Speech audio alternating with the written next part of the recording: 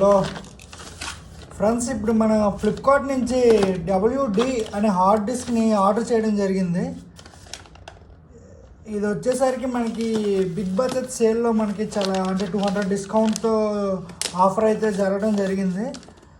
So దీన్ని ఇప్పుడు unboxing చేస్తాను. 1 minute.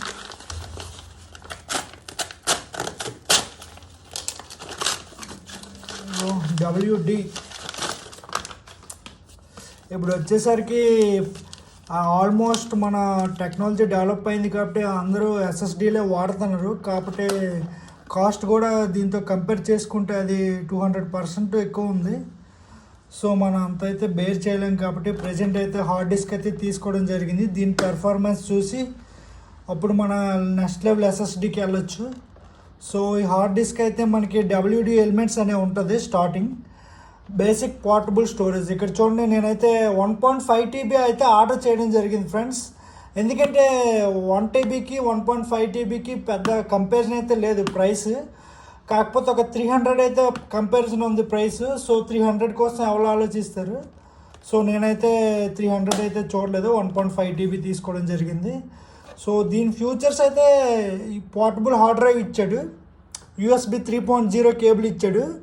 సో ఇది USB 3.0కి సపోర్ట్ అవుతుంది, 2.0కి కూడా సపోర్ట్ అవుతుంది. యాజ్ యూ విష్ మన అకార్డింగ్ అవుట్ టు మనకు ల్యాప్టాప్ బట్టి. ఇప్పుడు నీ ల్యాప్టాప్ 2.0 USB ఇచ్చాడంటే మనకి 2.0 కూడా సపోర్ట్ అవుద్ది. So next compatibility Windows 10, Windows 8.1, Windows 7. సో ఏ ఆపరేటింగ్ సిస్టమ్ కానీ ఇది సపోర్ట్ అవుతుంది కాబట్టి so no problem. Any operating system it supports, no problem.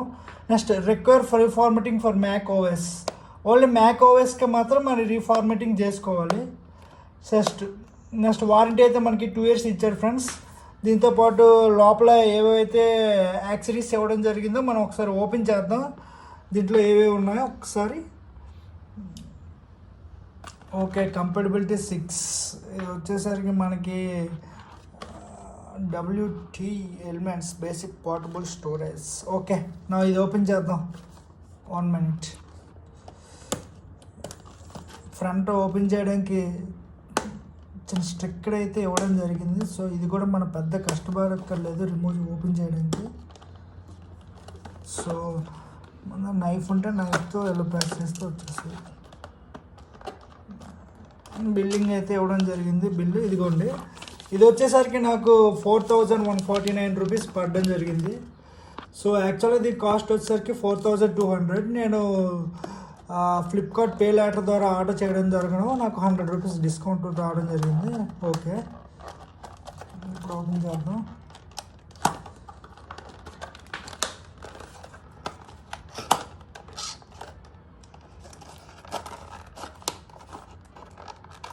So ఈ సైడ్ కూడా మనకి స్టిక్కర్స్ అయితే ఇవ్వడం జరిగింది. ఇవి కూడా రిమూవ్ చేసుకోండి.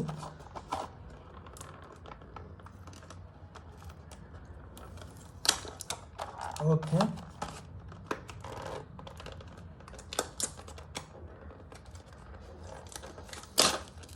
ఎస్. ఓహో, వావ్. ఇదిగోండి ఫ్రెండ్స్, దీంట్లో అయితే మనకి only hard disk and cable and user manual అయితే దీంట్లో ఇవ్వడం జరిగింది. సో దాంతకు మించి మనం కూడా ఇంకేం ఎక్స్పెక్ట్ చేయలేం. దీనికి తగ్గట్టుగా యాక్సరీస్ ఇవే ఉంటాయి. Just cable, hard disk USB cable. And next cable వచ్చేసరికి మనకి చూడండి ఇక్కడ USB సపోర్ట్ అనమాట. ఇది USB 3.0, 2.0 మన ల్యాప్టాప్ కంపాటబిలిటీ బట్టి మనం దేనికైనా సపోర్ట్ అవుతుంది. అదర్ ఎండ్ వచ్చేసరికి మన హార్డ్ డిస్క్ కనెక్ట్ చేసుకోవడానికి పాయింట్ ఇచ్చాడు. ఇదిగోండి ఫ్రెండ్స్, ఇది చాలా లైట్ వెయిట్ అయితే ఉంది. నాకు తెలిసి ఇదైతే 200 grams అయితే ఉంది. ఇది చాలా లైట్ వెయిట్గా ఉంది. So no problem. బట్ WDలో మనకు వచ్చేసరికి ఏంటంటే RPM బాగుంటుంది ఫ్రెండ్స్, రొటేషన్స్ పర్ మినిట్. ఇదైతే మనకు వచ్చేసరికి 5400 రొటేషన్స్ పర్ మినిట్ బై వస్తుంది. అండ్ నెక్స్ట్ ఇది USB 2.0 అయితే మనకు వచ్చేసరికి 580 Mbps స్పీడ్తో అది మనకి డేటా ట్రాన్స్ఫర్ చేయడం జరుగుతుంది. మళ్ళీ మనకైతే మన ల్యాప్టాప్ సపోర్ట్ USB 3.0 అయితే మనకు వచ్చేసరికి 5 Gbps డేటా ట్రాన్స్ఫర్ చేయడం జరుగుతుంది. 5 Gbpsతో USB 3.0 అయితే యాజ్ ఆఫ్ నౌ అన్నీ కంపారిజన్ చేసుకుంటే ప్రైస్ పరంగా నెక్స్ట్ రేటింగ్ పరంగా అయితే ఈ WD అనేది మాత్రం కొంచెం యూజర్ సేల్ ఎక్కువ ఉంది ఇది. సో నేనైతే ఈ WD అయితే ప్రిఫర్ చేస్తాను ఫ్రెండ్స్. 1.5 TB మీకు బిలో 4000 రేట్లో కావాలంటే WD అని మాత్రం చాలా బెస్ట్. దీని పెర్ఫార్మెన్స్ కూడా బాగుంది, చాలా యూజర్ రేటింగ్స్ అన్నీ చూసాను.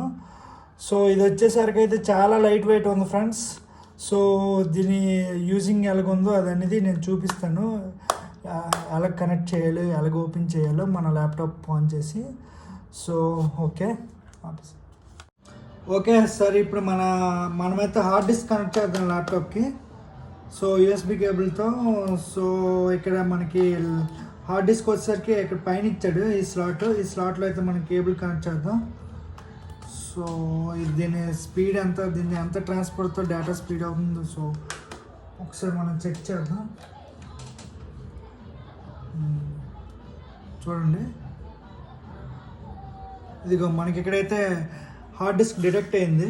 ఇక్కడ ఎలిమెంట్స్ F అని వచ్చింది చూసారా, ఇది ఎలిమెంట్స్ D. సో ఇది ఓపెన్ చేద్దాం మై పీసీలోకి వెళ్ళి.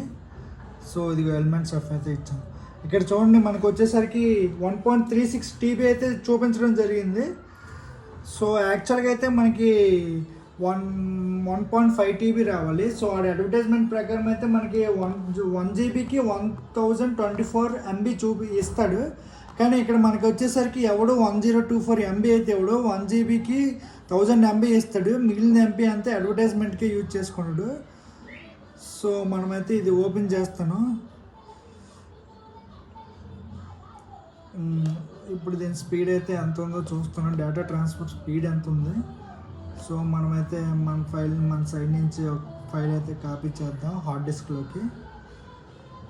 ఓకే, ఇదిగో మూవీస్లో ఒక ఫైల్ ఉంది చూడండి, ఇది వచ్చేసరికి మన హార్డ్ డిస్క్లో కాపీ చేస్తున్నాం. 2 GB ఫైల్ ఇది. సో ఇక్కడ మన స్పీడ్ చూడొచ్చు, 110 Mbps/సెకండ్లో వస్తుంది. సో స్పీడ్ కూడా చాలా బాగుంది. బై కంపారిజన్ చేస్తే నాకైతే ఈ 2 GB వీడియో అనేది మాత్రం ఒక 10 సెకండ్స్లో ట్రాన్స్ఫర్ అయిపోయింది. సో స్పీడ్ అయితే చాలా బాగుంది. మినిమం యావరేజ్ స్పీడ్ వచ్చేసరికి మనకి 100 Mbpsలో వస్తుంది. సో స్పీడ్ పరంగా కూడా చాలా బాగుంది. సో ఇప్పుడైతే చూద్దాం మన హార్డ్ డిస్క్ స్పేస్. ఇదిగోండి, వీడియో అయితే మనకి ట్రాన్స్ఫర్ అయిపోయింది. సో స్పీడ్ కూడా చాలా బాగుంది. ఇంచుమించు ఇదిగోండి ఇంకొక వీడియో ట్రాన్స్ఫర్ చేద్దాం. ఇదిగోండి 40-50 Mbps. యాక్చువల్గా యావరేజ్గా అయితే 100 Mbps స్పీడ్తో అయితే డేటా ట్రాన్స్ఫర్ చేయడం అయితే మీరు చూస్తున్నారు. ఇక్కడ యావరేజ్గా 100 Mbps అయితే ఉంది కాన్స్టెంట్గా. సో స్పీడ్ అయితే మినిమం వచ్చేసరికి మన 100 Mbps ఉంటుంది. ఇంకా మనకి ఫోల్డర్స్ పెట్టి ఫైల్స్ బట్టి స్పీడ్ అయితే పెరిగే ఛాన్స్ అయితే ఉంది. ప్రజెంట్ అయితే యావరేజ్ స్పీడ్ వచ్చేసరికి మనకి మినిమం 100 Mbpsతో డేటా ట్రాన్స్ఫర్ అయితే జరుగుతుంది. సో స్పీడ్ టెస్ట్ కూడా చేసాం, మనకి చాలా బాగుంది స్పీడ్ టెస్ట్ కూడా. చూసారు కదా ఫ్రెండ్స్. ఓకే, ఇది మన హార్డ్ డిస్క్ వచ్చేసరికి అన్బాక్సింగ్. సో